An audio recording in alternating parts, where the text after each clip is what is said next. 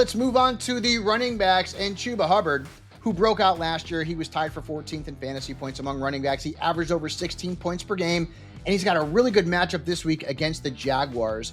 Their defense was one of the worst in terms of stopping running backs last year. In fact, they gave up the second most fantasy points to the position. So even though Rico Dowdle's in the mix, I'm still starting Chuba Hubbard as an RB2. And I also like Tony Pollard, and I get it. This is not a great matchup in Denver, but this is more of a volume play. Keep in mind, Tajay Spears is out. So Pollard should see 15 plus touches in this game, and the Titans are going to want to play the time of possession game because they want to protect their young quarterback in Cam Ward. So I would start Tony Pollard as an RB2. A player that I'd be worried about this week, though, is Breece Hall. And I get it, you probably have to play him. But last season, Pittsburgh's defense allowed just 4 rushing touchdowns and the 10th fewest fantasy points per game to running backs at their home stadium. Keep that in mind. Also, Breece Hall could lose some work to Braylon Allen, maybe even Isaiah Davis. So there's a lot of question marks with Breece going into week 1.